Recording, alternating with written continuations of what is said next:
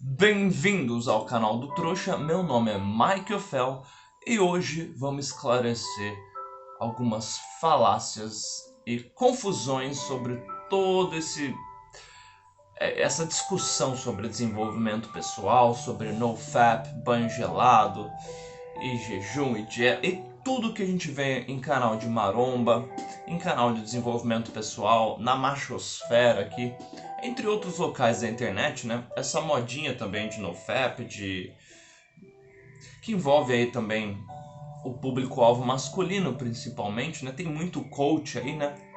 E eu decidi fazer esse vídeo pelo seguinte, ó. Eu postei aqui na comunidade, né? Um post ali, um meme sobre NoFap, né? Falando também sobre pornografia. Então você pode ver aí.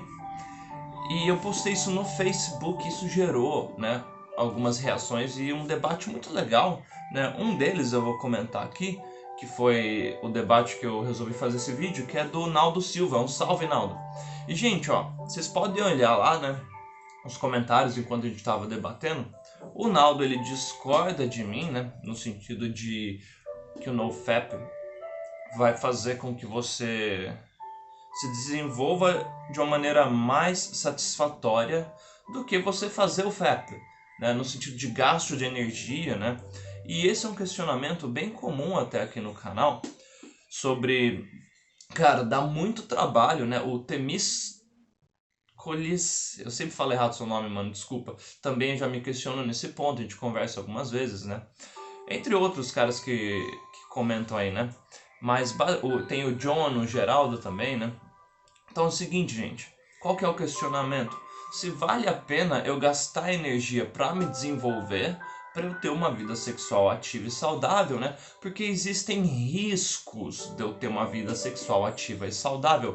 Quem é MGTOW também, né, ou mais Red Pill aí também entende isso, né? Fala, cara, existem falsas acusações de assédio, a pessoa pode querer ser interesseira e querer meus bens, ou depois se eu casar eu posso me prejudicar por um divórcio, doenças sexualmente transmissíveis. Então assim, eu prefiro comprar uma boneca hiperrealista ou ficar no FAP mesmo. Esse é um dos questionamentos que as pessoas fazem. E mais de uma pessoa já falou outras coisas, assim, tipo, você é fácil falar porque você é bonito, então você consegue mulher. Já teve esse questionamento também. E outras pessoas já falaram o seguinte: cara, eu prefiro jogar videogame, ficar em casa isolado, né? Ver meus vídeos aqui, fazer o FAP, porque eu tenho menos riscos, né? E você tá vendendo aí que qualquer cara aí vai começar a fazer um NoFap e vai subir de vida. Isso vai prejudicar muitas pessoas. Pensa no Beta 2, né? Nota 2 aí de 10 ou 3,10. Esse Beta ele nunca vai virar um Alpha, né? Eu comentei disso na playlist de Beta para Alpha também, sobre a pessoa que tá no fundo do poço. Então pensa num cara que está fora dos padrões, não tem o rosto muito simétrico, tem micropênis, é baixinho, tá muito magro, muito gordo, cheio de espinha na cara, extremamente tímido. Então tô falando desse cara que tá no fundo do poço. Então, essas foram algumas das objeções do Naldo, né? Ele também a gente teve uma divergência ali em relação ao aprimoramento dos genes, né? Que ele falou o seguinte, ó, a relação sexual existe para reprodução, mas não necessariamente para aprimorar os genes, porque precisa ter uma pressão do ambiente externo naquele grupo ali de indivíduos para que exista, né, esse aprimoramento dos genes. Só que onde que eu discordo? A reprodução sexuada ela já existe por si só para que haja uma troca de material genético que vai possibilitar para as gerações futuras uma maior taxa de adaptabilidade, ou seja, eles vão ser mais adaptáveis a essas possíveis mudanças externas. Então não é que precisa só acontecer a pressão externa para que haja esse aprimoramento dos genes. O fato daquele organismo vivo se reproduzir de forma sexuada já é uma vantagem evolutiva, né, biológica, para que o material genético que seja trocado aí já facilite uma possível necessidade de adaptação ao ambiente externo. Então esse foi um ponto que a gente discutiu ali. Aí no meio desse debate, Tá lá na íntegra aqui, tá, gente? Vocês colocam lá no meu perfil. Se eu lembrar, eu deixo o link aqui pra vocês olharem, né? Eu fui pegando alguns pontos ali que eu concordava com ele, né? Pra gente ir afunilando. Então, basicamente é o seguinte. Se você for na sociobiologia, você vai entender um pouquinho a seguinte dinâmica. O grupo de indivíduos, que são os alfas, que é tanto macho ou fêmea. Quando eu falo alfa, gente, eu quero dizer pessoas que têm acesso aos melhores recursos escassos. São os machos e fêmeas dominantes daquele grupo. Então você vai ver em grupos ali de mamíferos, por exemplo, vamos pegar macaco, né? Eles têm os alfas, são aqueles que estão lá no topo da árvore, os machos e fêmeas que têm acesso aos melhores recursos escassos. E os outros membros do próprio grupo, então eu estou falando de indivíduos da mesma espécie, indivíduos não, de seres vivos da mesma espécie.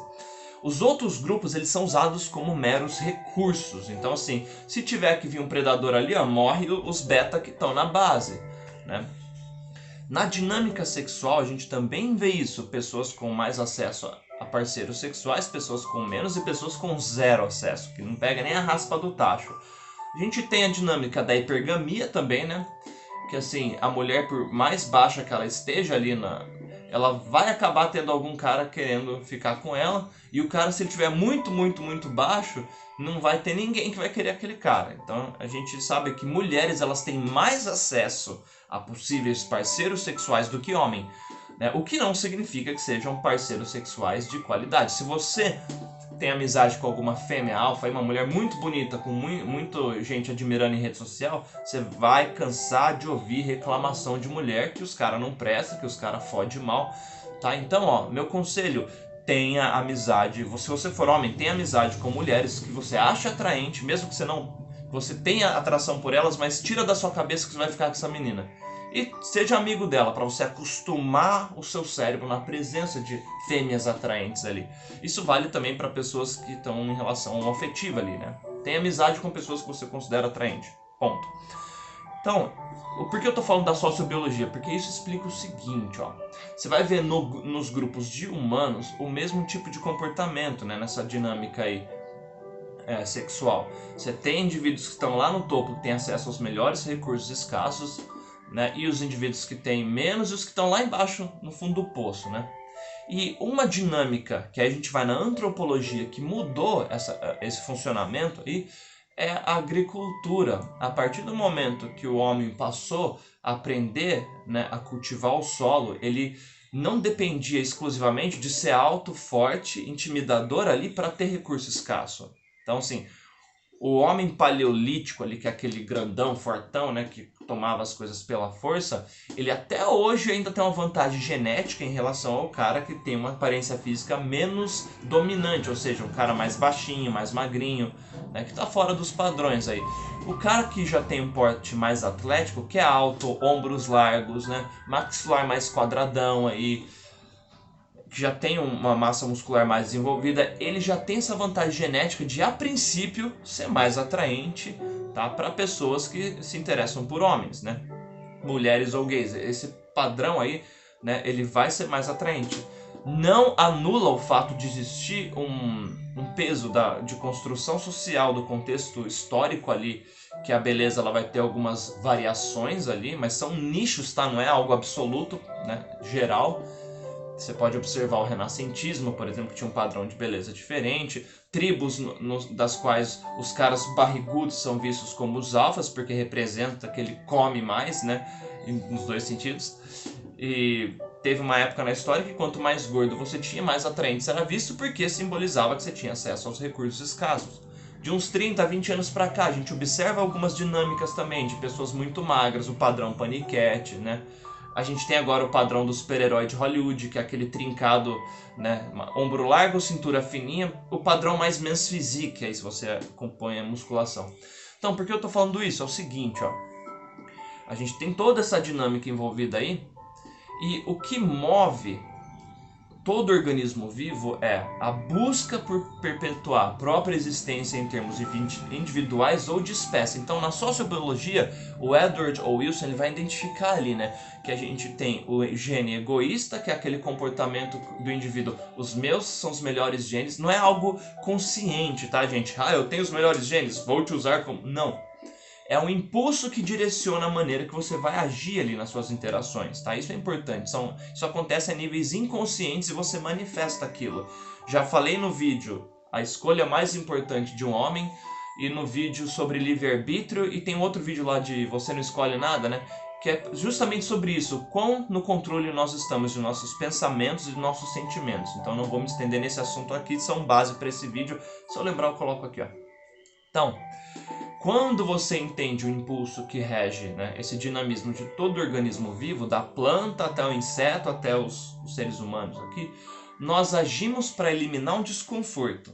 Esse desconforto é o quê? Hormônios produzidos no nosso cérebro, neurotransmissores aqui na nossa cabeça, que eles existem para ou incentivar um comportamento ou inibir um comportamento.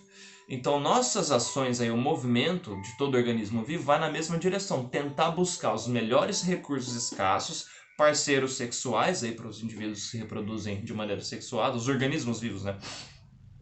Comida, proteção, tá? Então, nosso impulso ele vai nessa direção. E aí eu entro na questão do debate aqui, ó. Qual que é o impulso da masturbação e do sexo? É o mesmo impulso, né? O impulso sexual, que ele vem do quê? O impulso do sexo é o impulso sexual, calma. Ele existe para que haja a nossa reprodução. O motivo de existir, não estou falando que a gente só deve fazer sexo para se reproduzir, não estou colocando juízos de valor. Mas o impulso é para que a gente faça sexo, por isso que nós temos o impulso de viver numa sociedade, aumenta, né, a quantidade de possíveis parceiros sexuais, né, para que haja aquela troca de material genético, né, a gente tenha o impulso de transar, justamente isso, troca de material genético aí. Então, para a natureza, somos meros veículos dos nossos genes. A gente é um veículo que transporta aí essa informação genética. Então, o que leva qualquer organismo vivo aí que se masturba, né? Porque não é só humano que se masturba, né? Pássaros aí, mamíferos, enfim. É um alívio desse desconforto que existe por causa do impulso sexual que existe para que a gente continue existindo. É uma maneira da nossa existência ser continuada aí, tá? Então, o nosso fim é eliminar o impulso sexual. Agora eu vou falar de maneira praxeológica que eu coloquei lá no argumento, né? Ou me masturbar ou fazer sexo são escolhas de meios para eu alcançar um fim, aliviar o impulso sexual. De maneira objetiva, eu consigo medir o grau de satisfação. E isso é uma coisa que quem estuda praxeologia, estuda o Mises aqui, vai torcer o nariz. Mike, satisfação é subjetivo. Por essência, ou seja, é ontologicamente subjetivo. Eu preciso de um indivíduo para que haja satisfação, né? Porém, epistemologicamente, ou seja, se eu estudar o conhecimento, eu consigo, de maneira objetiva, medir a satisfação. Como? Medindo os hormônios de bem-estar que são produzidos no organismo vivo, que eu quero medir o grau de satisfação. Por exemplo, serotonina, dopamina, oxitocina, endorfina, esses hormônios que fazem com que o indivíduo se sinta bem. Então, aí que está o checkmate, ó. Uma relação sexual real aí que houve sedução, teve aquela coisa de você conquistar a pessoa, tá? Uma relação sexual já vai ser superior à masturbação, tá? A níveis hormonais de satisfação, tá? Eu não estou isentando de riscos. Ambos aí, uma vida sexual ativa e o hábito de se masturbar, independente de ser consumindo pornografia ou não, ambos possuem riscos, tá? Porém, é o seguinte, ó. No caso da relação sexual, você vai ter a produção de outros hormônios além da dopamina. Então você tem a oxitocina, que é o hormônio do vínculo aí. Então aquilo já vai te dar um nível superior de satisfação. Você tem também a serotonina, que é o hormônio da felicidade, né? Você pode falar, eu posso me masturbar comendo chocolate que eu produzo serotonina. Também pode, tá? Tô falando só de você se masturbar e de você fazer o sexo. E você também tem a endorfina também, que é um neurotransmissor também que é produzido aí, tá? Que ela tem um efeito de relaxar e quase analgésico. E aí, ó, a quantidade de dopamina que o nosso corpo produz numa relação sexual é até 400 vezes maior do que produzido na masturbação. Os dados dessa informação estão no vídeo NoFap provado, eu vou tentar deixar aqui na descrição também, no qual foi feito um estudo aí que eles pegaram vários indivíduos que faziam sexo e compararam a produção desses hormônios aí com os indivíduos que se masturbavam. Os indivíduos que faziam sexo tiveram uma produção até 400 vezes maior. Então, ó, nesse sentido, de maneira objetiva, uma relação sexual ela é superior à masturbação. Por mais que pareça óbvio o que eu estou falando, é importante entender isso, porque nós estamos falando de o melhor meio para atingir um fim. Então, se seu fim for só aliviar o desconforto sexual, e aí vai na comparação que o Naldo fez ali, que eu vou colocar aqui também, né? Então, o sexo ele é superior. Porém, e eu concordo com o Naldo nisso, é muito mais difícil eu ter uma relação sexual satisfatória, tanto para homens e mulheres, né? Satisfatória, que você atinja o orgasmo, que a pessoa não te dê dor de cabeça, do que você ir lá e se masturbar. Se masturbar é muito mais prático, muito mais cômodo. Porém, a recompensa que você tem do sexo em relação à masturbação, ela é superior. E aí ele fez um comentário do tipo, como se eu tivesse um Celta e uma Ferrari. Só que onde que tá o erro? A Ferrari aí, né, seria o ápice nesse termos de veículo. Então, eu vou comparar mais ou menos assim. Você pode ter um Celta e de repente você conseguir algo um pouco melhor que um Celta. Você andar de busão por um tempo, né? Ou se abster ou andar a pé por um tempo para que você tenha um carro melhor que um Celta. É só um exemplo, gente, tá? Não tenho nada contra Celta, eu tenho um, inclusive. Então, o lance é que a gente peca quando a gente se compara pensando em quem está lá no topo da pirâmide. E aí, uma verdade que rege todos os organismos vivos, o fato de a gente estar no fundo do poço, né, talvez signifique que você nunca vai estar no topo da pirâmide, mas não significa que você não possa melhorar a sua realidade e ter um nível de satisfação maior e subindo degrauzinho. Pode ser que eu nunca seja um bilionário, né? Mas pode ser que eu ganhe R$500 e eu faça um planejamento ali, eu passo a ganhar 2.000 depois de 1 ano, 2 anos. E aí, depois de ganhar R$2.000, eu faço um outro planejamento de 2, 3 anos, passo a ganhar 5.000. Depois 10. Então pode ser que eu nunca vire um bilionário, porque são escassos as pessoas que têm acesso aos melhores recursos escassos, isso inclui parceiros sexuais, são escassos, né? Só que não significa que o fato de você ser o cara que está lá no fundo do poço, que você precise permanecer ali. E o que eu bati na tecla é, só de você ganhar mais grana, você já vai subir vários degraus aí. Por quê? Você ganhou grana, você faz uma harmonização facial, cirurgia plástica se você quiser deixar seu rosto mais simétrico. Você vai lá na Turquia, faz um implante capilar. Você consegue pagar uma dermatologista e tratamentos estéticos para você ficar mais atraente, melhorar sua pele. Você paga a dentista para acertar os seus dentes se você tiver grana.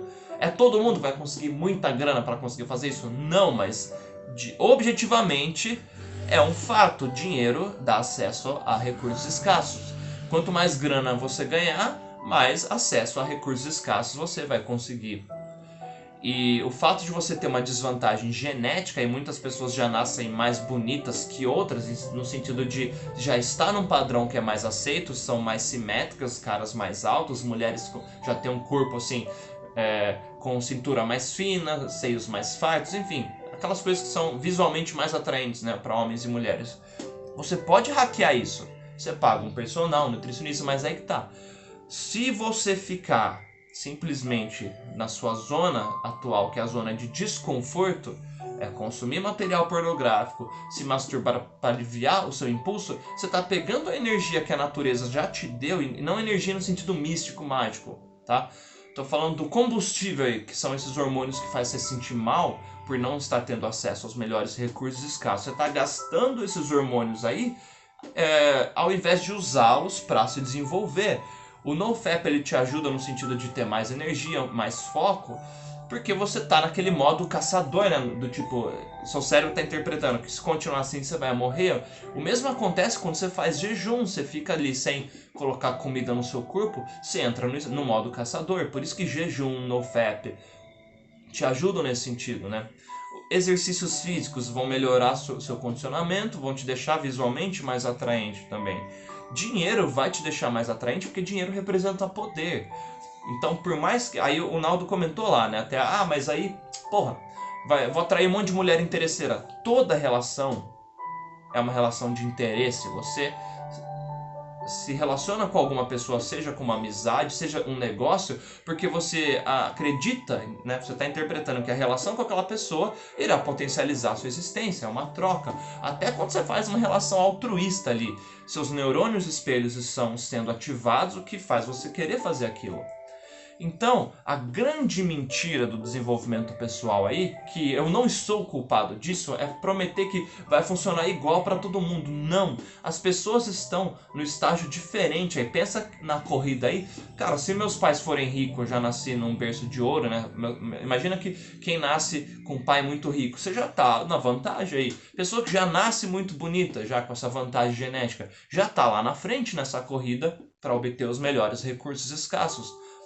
Pode ser que eu nunca vou ser um bilionário, pode ser que eu nunca vou ter uma aparência equivalente ao do Jason Momoa, do Henry Cavill, do Rodrigo Hilbert aí, mas não quer dizer que eu precise ser sempre estar sempre no estágio que eu estou hoje. Eu posso evoluir, e é aí que entra o meu canal, a minha linha de pensamento filosófico. Você entende um fenômeno de maneira objetiva e você usa ele ao seu favor. Eu posso falar assim, eu sempre vou ganhar R$500, então eu vou ficar aqui com R$500. Ou o cara pode estar até desempregado, ele começou a ganhar R$500 e fala, pô, já é uma melhoria aí. O lance é que todo organismo vivo está fadado a estar insatisfeito enquanto vivo. Porque o que move a nossa existência é eu estar num grau de insatisfação, portanto eu vou buscar algo para me satisfazer. Quando eu estou feliz, é momentâneo. E toda minha força, meu movimento é para manter aquele estágio de felicidade. Então, esse é o que rege a ação humana aí. Tá aqui no livro Ação Humana, né? Os primeiros 40, 50 páginas você já tem essa análise aí. Então, vocês entenderam, ó? Eu não estou prometendo milagre, tá? O neosimplismo é uma ferramenta que eu uso para analisar esses fenômenos, tá?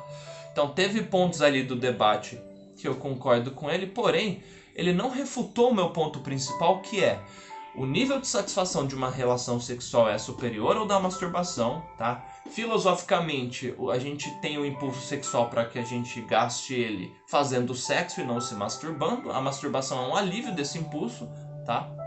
Então a gente pode usar isso a nosso favor. O que não significa que quem escolhe um ou outro é melhor ou é superior. São escolhas, então é algo individual. Por isso que eu não sou dogmático, por isso que eu converso com todo mundo que vem debater esse assunto comigo. Tá? O que existe aí são utilizações de técnicas de manipulação de massa, que eu já falei nos vídeos aí, não seja manipulado, né? Que é para você distribuir as pessoas assim em grupos, o grupo que faz NoFap, o grupo que não faz. O vídeo ali, NoFap vai te transformar num gado, também aborda esse assunto, tá? A maneira religiosa que faz com que o NoFap vire uma seita, banhos gelados, em tudo isso que a gente vê aí na internet. Então, ó, veja essas coisas como ferramentas para potencializar a sua existência. Você vai ser quem vai arcar diretamente com as suas ações aí, tá? Então, o que eu posso te aconselhar é use o seu filtro da racionalidade para buscar os melhores meios para atingir os seus fins. Você já é biologicamente programado para fazer isso, né?